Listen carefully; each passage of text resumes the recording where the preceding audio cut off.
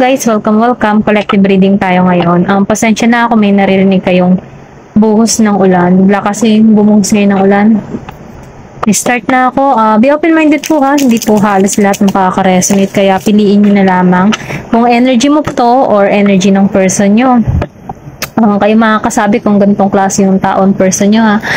Then, tingnan natin kung ano yung nararamdaman niya, kung ano yung nararamdaman mo din sa person mo. Okay? Start na ako.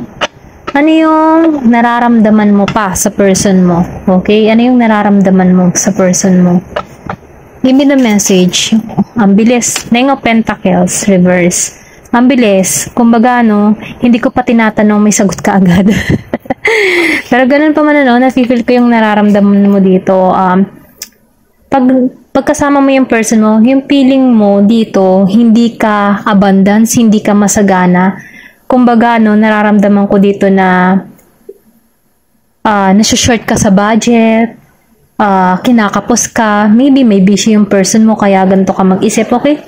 Or pwede rin sabihin na hindi ka nagiging masagana. Kumbaga, no, punong-puno ka ng stress kapag kapili mo tong tao nito. Meron ditong Virgo, Capricorn, Taurus, okay? Ito yung nararamdaman mo. Tingnan natin naman kung ano nararamdaman naman ng person mo. Give me more information. Diba? Judgment. May panghuhusga. Kumbaga, ano, itong tao mo, I feel na huhusgahan mo to or inuhusgahan ka ng tao nito. Okay? Nakikita ko rin dito, no, na itong tao nito, kumbaga, nafe-feel ko dito may paggising or ginigising na ito. Kasi meron ditong angel, then judgment, ano. Kumbaga, nafe-feel ko dito, pinaglayo kayo para may magising sa bawat isa or pwede rin sabihin, ginising tong tao na ito. Ito lang nafe-feel ko, may paggising dito. Give me more information. Ano yung energy mo?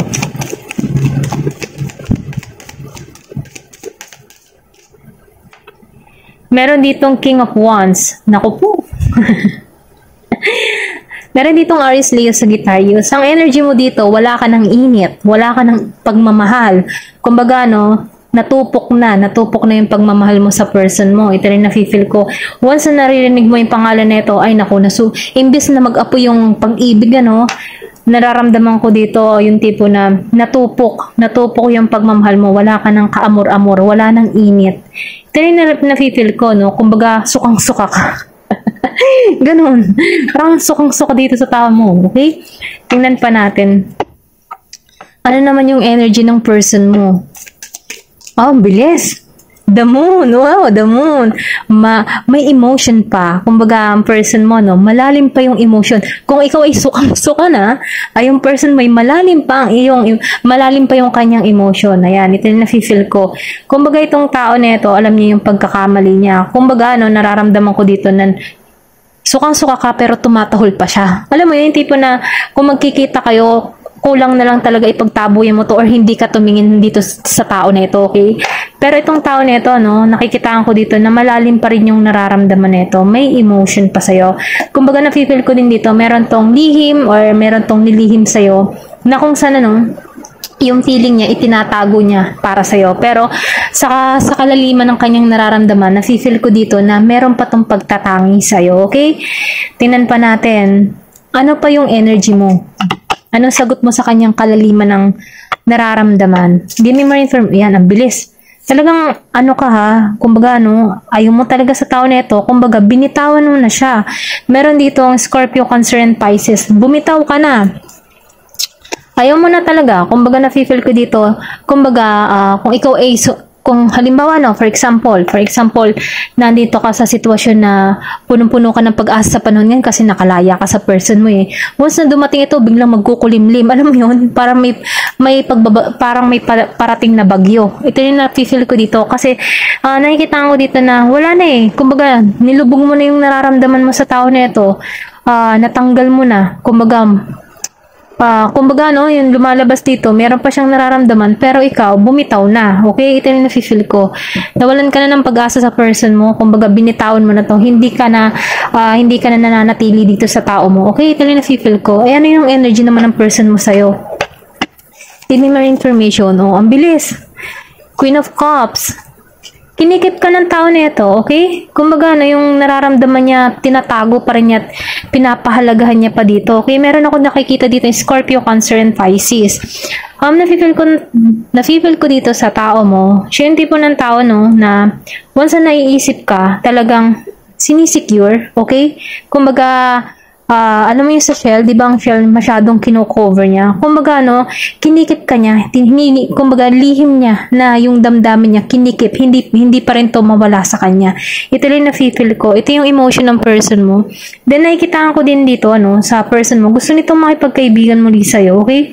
Then, nakikita ko dito na, gusto nito ng paglago, expansion sa komunikasyon. If ever na magkaroon kayo ng communication or magpapansin to, and then message mo to, gusto nito yung ano, mas malago, yung lumalim pa yung connection. Ayan, utala naman ako. Lumalim pa yung connection. Then, nafe-feel ko din dito, nalulungkot to, okay? Maybe, ikaw yung tipo ng tao na magaling magpayo, or pwedeng sabihin, ikaw yung tipo ng tao na maunawain. At kinalulungkot niya ito dahil sa sinapit ninyong dalawa. Okay, ito lang nafe-feel ko. Kasi nawala na yung init. Wala na yung init ng pagmamahal mo dito. Pero ganun pa man, meron pa rin tong emotion sa'yo. Then, bumitaw ka na dito, okay? Pero itong tao na ito, kinikip ka pa din. Ayun, yun yung nararamdaman ko. Kahit bumitaw ka na dito, itong tao mo, kinikip ka pa din, okay? Tingnan pa natin, ano pa yung damdamin mo sa person mo? Give me more information. Ano yung damdamin mo sa person mo? Aba, dalawa. Dalawa yung nararamdaman mo. Nasasaktan ka, okay? Meron ditong Gemini, Aquarius, Libra, and Aries, Leo, Sagittarius.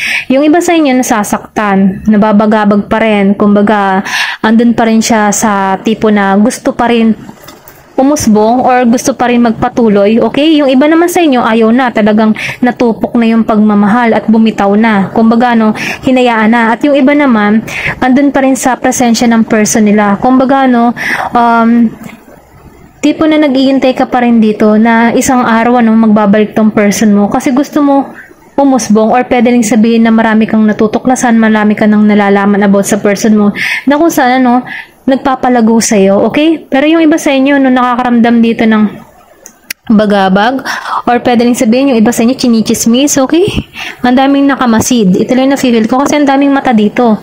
So, ibig sabihin, maraming nakamasid, maybe yung relasyon mo ay sobrang intrigahin, okay? Ito lang na-feel ko na kung saan, ano, yung isa sa inyo dito, hindi nakakatulog, okay? Ito yung nararamdaman mo sa person mo.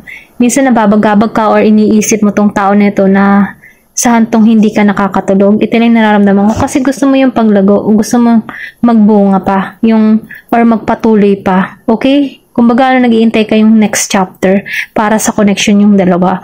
Pero ganun pa man, ano, tingnan pa natin. Ano yung nararamdaman ng person mo?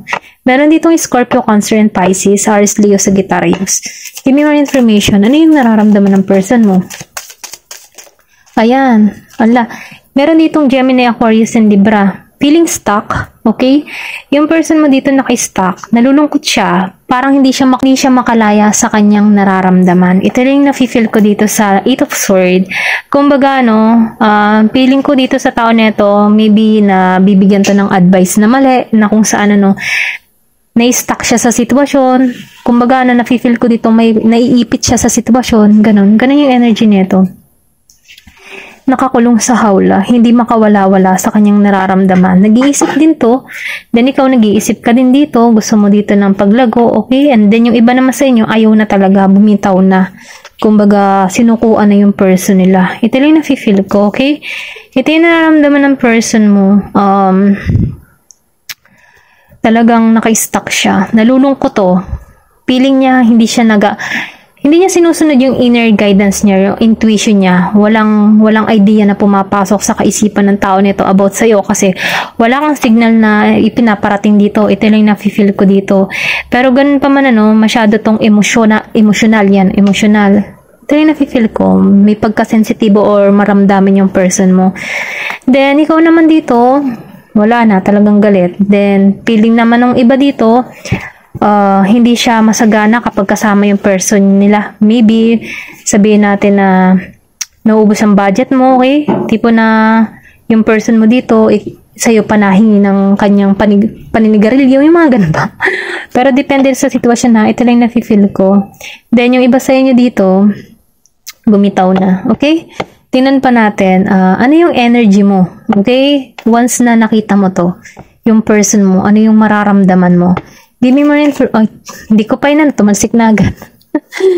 Meron ditong King of Pentacles, okay? Yung iba sa inyo, umaasa pa talaga sa person nila, no? Kumbaga, nararamdaman mo dito, meron ditong Taurus, Virgo, and Capricorn. Nararamdaman mo dito once na dumating yung person mo. Feeling home ka or pwede rin sabihin na magiging kang masaya. Maybe yung person mo dito meron sa buhay or pwede rin sabihin stable na siya, okay? Or pwede rin sabihin ikaw, stable ka na. Na kung saan handa ka makipagsimula sa kanya, okay? Ito yung nararamdaman ko. Yung iba sa inyo, handa na muling sumugal, handa na muling makipagsapalaran. Then yung iba naman sa inyo, ayaw na talaga, okay? Give me more information. Ano yung mararamdaman mo sa person mo, okay? I mean kasi ito na yung tanong mo, ano yung nararamdaman mo? So ngayon, sa kanya naman, ano yung mararamdaman niya once na nagkita kayo? Give me more information. Tumalsik na agad Two of Swords. Naku. Ano siya? Yung tipo sa Two of Swords, hindi siya balanse. Okay? Feeling ng tao na ito, tension. Okay? Kung once na nakita ka nito, matitense to.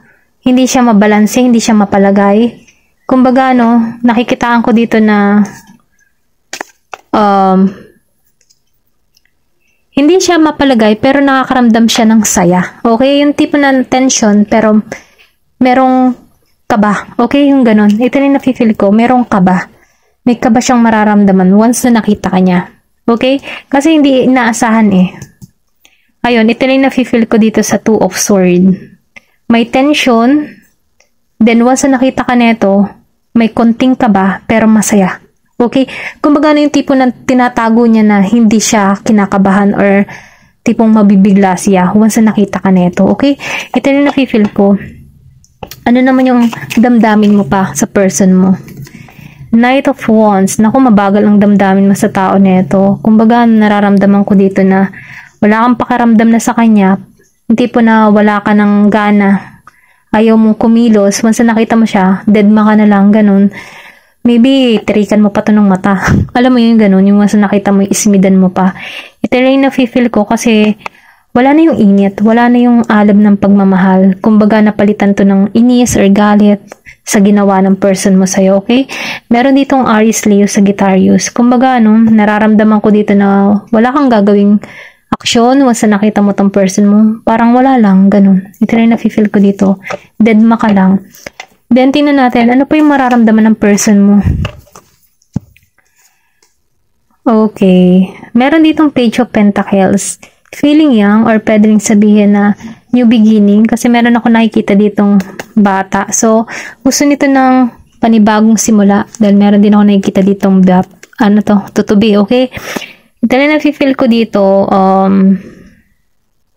gusto nito ng new beginning, fresh start, okay? Then dito, sa High Priestess, I think sinusunod mo na dito yung intuition mo. Or sabihin natin na susundin na ng tao mo yung intuition niya. Okay, ito na nafe-feel ko. Meron ditong travel kasi meron pa rin tong emotion sa'yo. Ito na nafe-feel ko. Tinatago niya lang yung nararamdaman niya. Kasi itong tao na ito, hindi pa rin makawala sa kanyang nararamdaman. Five of Pentacles. Yung tibon naglilimos ng pag-ibig sa'yo, okay? Naglilimos ng pagkalinga, baka sakaling meron ka pa rin nararamdaman. Kasi hawak niya yung tinik. Imbis na yung rosas, hawak niya yung tinik. So, ibig sabihin, nahihirapan tong tao na ito. Feeling cold. Tipo na walang malapitan. Kumbaga, once na nakita ka ng tao na ito, nararamdaman pa rin niya na nasasaktan pa rin to, okay? Kumbaga, nakakulong siya sa pain na nararamdaman niya. Maybe nasasaktan siya kasi alam niyo yung kasalanan na nagawa niya sa'yo. Okay, ito lang yung nararamdaman ko. Pero ganun pa man yung iba sa inyo, meron ditong travel or pwede rin sabihin na bago ka puntahan ng person mo, need ng travel. Maybe malayo kayo sa bawat isa, meron ditong nasa ibang bansa, pero andun pa rin yung emotion, okay? Kumbaga, ikaw, sinusunod mo na rito yung intuition mo, yung kutob mo. Kahit may time na nasasaktan ka, pero pilit mong bumabangon. Okay? Inaalisan mo tong pain na nararamdaman mo. Ito lang yung nafe-feel ko sa energy mo. Yan. Ngayon, tingnan natin kung ano yung hidden truth. Ano ba yung hidden truth ng person mo sa'yo? Then, tingnan natin din kung ano yung nararamdaman mo din sa person nyo. Be open-minded po ha. Hindi po halos lahat makaresonate kung kung ano man yung lumabas dito sa card. Kung energy nyo ba to. Okay? Comment na lang kayo dyan sa baba. Give me more information. Ano yung energy ng person mo sa'yo? Ano yung gusto niya sabihin sa'yo? Ano pa yung kanyang nararamdaman? Okay, ang daming lumabas. Let me have you. Okay? Then, sumagot to ng no. Maybe ikaw yung sumagot dito na no. Okay, no. Let me have you. No. If I ask you to stay, would you leave? Pwede rin kasi yung sagot nito yung no. Maali na lang ano. Okay, ito lang nafe-feel ko kasi tatlo yung lumabas dito. Pwedeng ikaw yung nag-no or pwede rin yung person nyo. Kaya piliin nyo na lamang. Okay, tingnan pa natin. Ano yung energy mo? Ayan. I think we should see other people. Okay, naka-move on ka na dito. Gusto mo nang makipagkita sa ibang tao, yung panibagong experience or sabihin natin panibagong pakikilanlan sa ibang tao, okay? Yung kubang panibagong pakikipagkita, okay? Yung new person, yung iba sa inyo, okay? Gusto ng new. And ito pa yung sinabi mo, you are my everything. Meron dito, yung iba naman, sinasabi niya sa person nila na sila ang lahat-lahat para sa kanya. Okay? Ito na nafe-feel ko. Piliin nyo na lamang kung alin yung energy nyo dito, okay? Then, tingnan pa natin. Kasi ito yung energy mo and energy ng person mo. Give me more information. Ano yung energy ng person mo? Do you even care? Okay. I miss you. Do you? Namimiss ka niya. Ayan. Yung energy mo naman. Ano yung energy mo dito? Ano yung gusto mong sabihin sa person mo?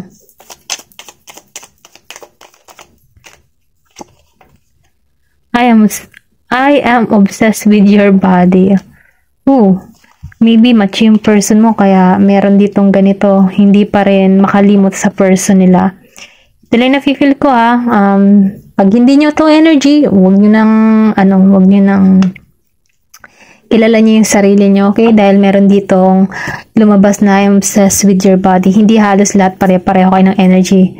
Okay, kung kanino man yung energy to, mahal pa rin niya yung person niya, okay? Then, tingnan natin kung ano yung energy ng person mo. Give me more information. Anong energy ng person mo? I would do anything for you. Gagawin daw niya ang lahat para sa'yo. Ikaw naman, anong energy mo sa person mo? Give me more bilis mo sumagot. You have so many choices and options. Parang ano ka na dito Parang kang nagre-rebelde na dito. Parang marami ka namang choices, marami ka namang babae, marami ka man lalaki. Bahala ka na sa buhay mo. Parang ganun. Then dito ano naman yung energy ng person mo? Give me more information. Ano yung energy ng person mo? Anong sagot niya? Okay. I want a fresh start with you. Natatawa ako. Kasi tinan mo, you have many choices and options. I want a fresh start with you. Gusto daw niya ng bagong simula. Ikaw naman, para ka nagtatampo lang, marami ka namang ayoko. Ikaw naman, sasabihin naman ng person mo dito, gusto ko nga ng simula. Tingnan ba natin ang sagot mo? Give me more information. Anong energy mo dito?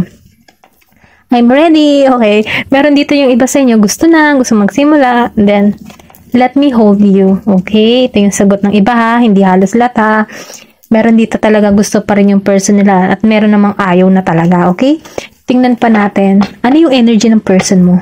Give me more information. Ano yung energy? Ano gusto niya sabihin sa iyo? Yan. O, ito. I hope you wait for me. Wow. Gusto pa niya yung Umaasa siyang intayin mo pa siya. Okay? Ikaw, anong sagot mo dito? Give me more information. Ano yung sagot mo dito? This love scares me. Yung iba naman, takot na talagang magmahal. Kasi, maybe kaya to takot. Kasi nasaktan na siya before. Kumbaga may lamat na yung tiwala niya sa person niya. Kaya natatakot na siya baka maulit muli. Okay? Tingnan pa natin. Ano naman sagot ng person mo? Give me more information. Nakita ko 2020 means balance, no? I'm open to compromise. Gusto na nito makipagkasundo. Ikaw, anong sagot mo naman dito? Give me more information. Anong sagot mo dito? Happiness is my priority. Natatawa ako. Kasi sabi nitong tao na ito, gusto niya makipagkasundo. Ang sagot mo naman dito, happiness is my priority. Okay. Tingnan pa natin. Ano naman yung sagot ng person mo para sa'yo? Okay. Give me more information. Sagot niya, priority niya ang kanyang kaligayahan. Ito yung sagot ng person mo. I need more time. I could be your hero, baby. Gusto niya daw maging hero para sa'yo, okay? Ikaw naman, ano sagot mo dito sa tao mo? Give me more information. Last na.